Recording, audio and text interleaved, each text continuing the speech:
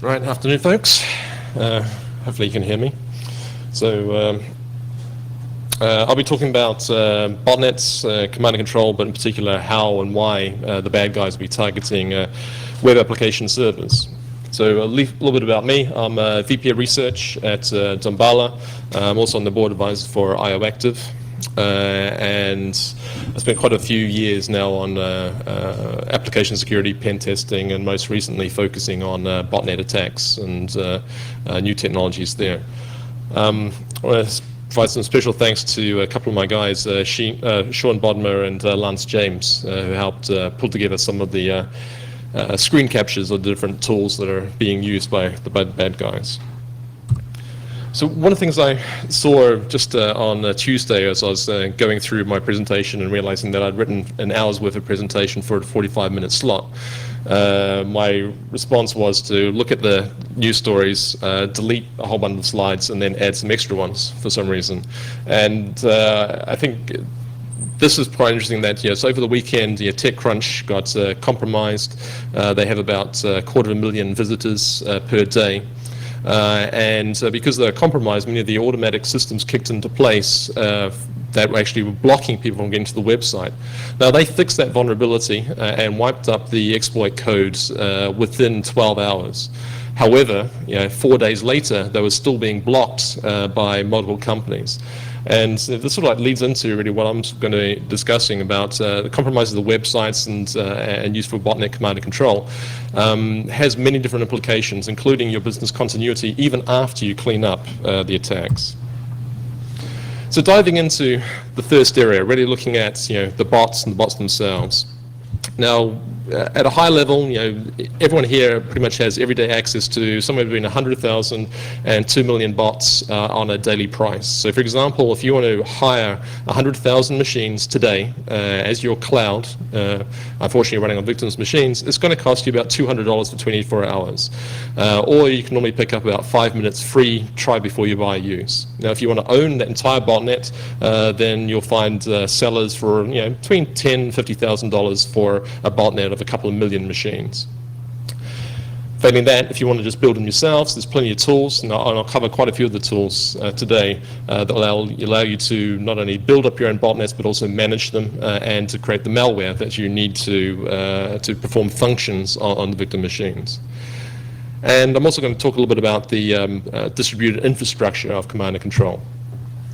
Now, I think a key part in really understanding where the threat comes from is that in the old days, if you wanted to break into an organization and do some damage to a server or whatever, you'd recon the site, you'd select which are the most vulnerable vulnerabilities, you'd recon the actual targets, you'd test the defenses, and then you'd exploit the weakest vulnerabilities, the lowest hanging fruit.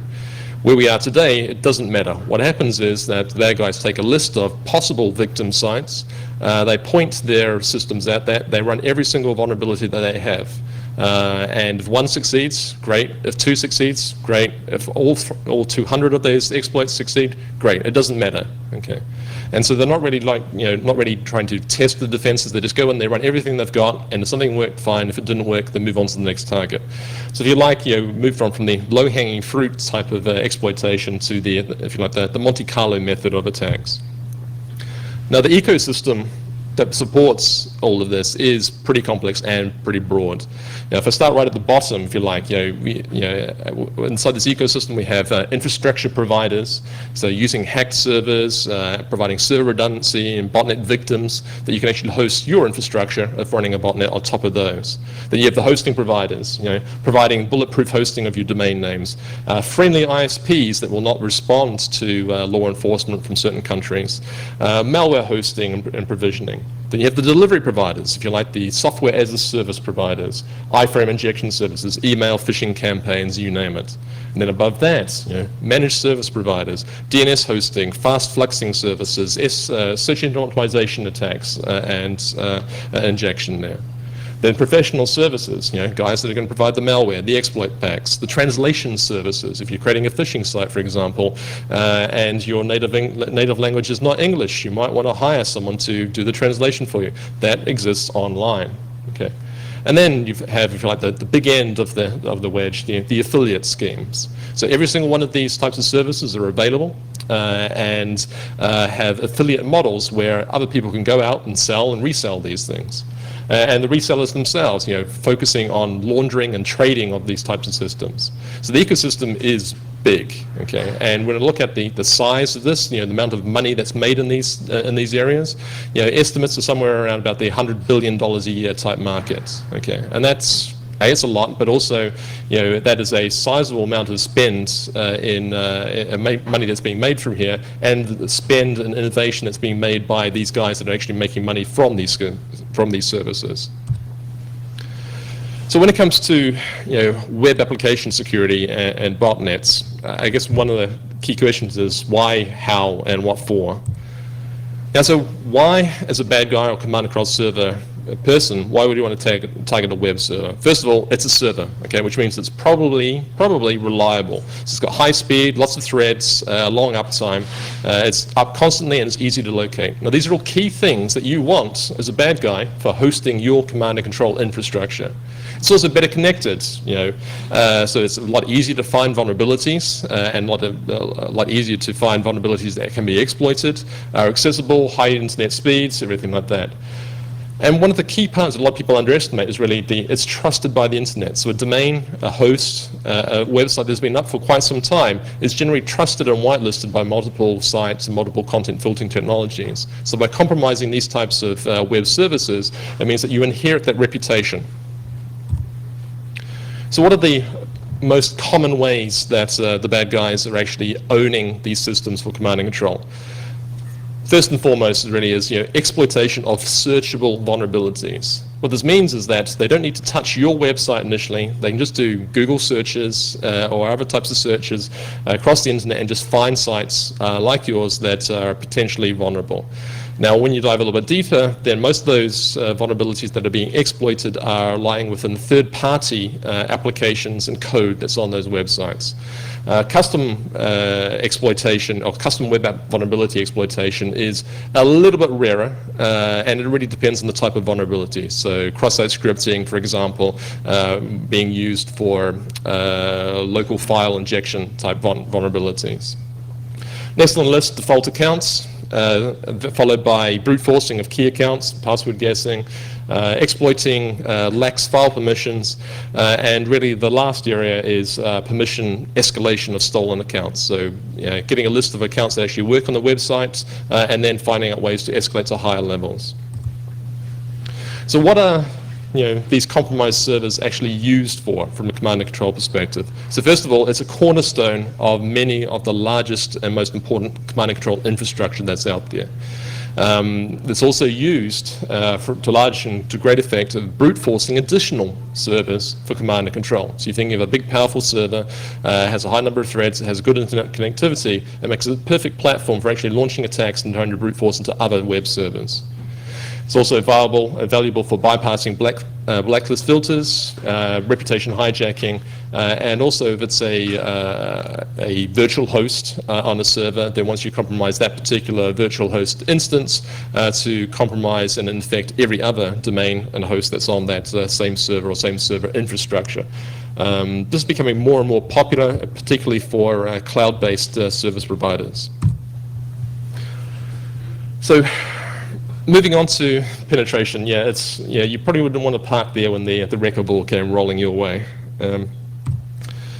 So what are the most sort of common themes, if you like, to penetration testing tools, if you like? So first of all, mass exploitation. So there are botnets that are out there that exist solely to build other botnets. So for example, the AppSecUSA botnet is specialized in mass SQL injection. Now, a lot of the times when you look at SQL injection, there's a concept that, well, how would someone take the time to actually brute force and enumerate my entire SQL database? And yes, if you were running one machine, it may take 5-10 days to actually enumerate the entire database. Okay, well, if I shrink that down to 10,000 machines now pointing at you running simultaneously, I can conduct the entire attack within 30 minutes. Okay, so there's a scaling thing that's going on here. There's also little work that's actually required, and I'll actually run through quite a bit of the types of tools, and particular things like auto routers. So once I have access to a machine, a host, I can use one of these auto router scripts that automatically give me all the permissions and install all the tools that I need. Things such as Google Dockable attacks, and I'll cover that in more detail. But many of these tools, in fact most of these tools, come from web interfaces. However, what you'll find is that the botnet operators, because they make an awful lot of money from this, tend to buy the premium versions of the web interfaces toolkits. So a question that comes up an awful lot of the time is, where do they get these new vulnerabilities? Okay, so on Monday, when I was preparing for a plane to come down here, one site which I check out quite often is this site here, injector.com.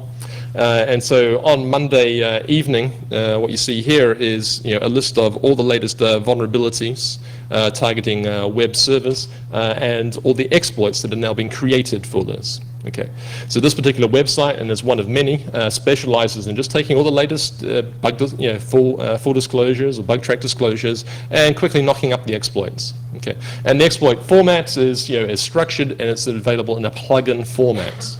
Okay. Okay. So you're probably familiar with things like Millworm for other types of more penetration testing type exploits and things like this. These types of websites exist purely for web application vulnerability exploitation and develop multiple plugins for multiple different types of tools and infrastructure.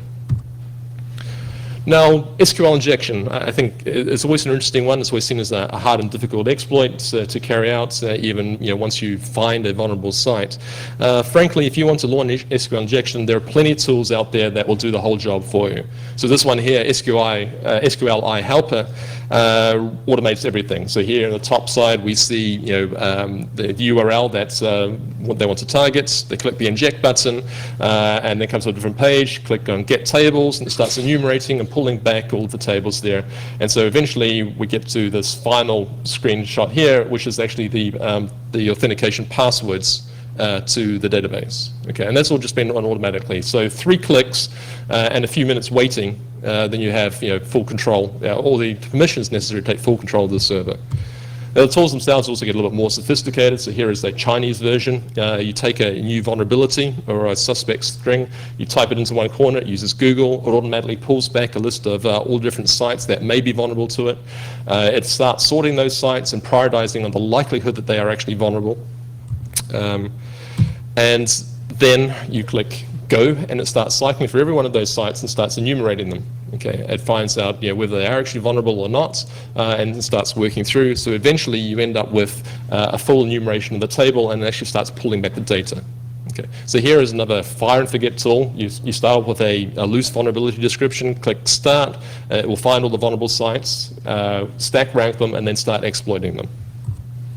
Now, those are 2 tools, here are 4 more. Okay, so these are all sorts of tools that are publicly available, easy to get hold of. Most of these ones are free, and luckily these ones are in English. If you want to play around with them on your own sites, then what you'll find is that they're actually on par, if not better, than many of the commercial tools that you will find from penetration testing vendors. Now, Google Docs. So one of the key things really is being able to quickly scan through an entire web application or website looking for vulnerable paths. And so what you'll see are, for example, this one here is from one of the pastebin websites, just one example, which lists several thousand possible URIs. Okay, and you take this type of information, you just run it through your tool, you point it at a website and run through all these, and you're really looking for local file inclusion vulnerabilities. And these can be, come on. Okay, and there are tools and scripts that will take those big long lists and convert them into formats that are compatible with existing tools. So for example, on the left hand side here we have that list that's been passed through a Google docking tool and converted into a file format for the IGO scanner or IGO scanner. And here on the bottom right hand side we actually see the tool actually running, cycling through multiple sites and trying several thousands of these links and looking for exploitable content in there. And all these tools, there's lots. So just looking up LFI vulnerabilities and scanners, so local file include vulnerability scanners. Plenty of them around, and many of them are very good and very efficient.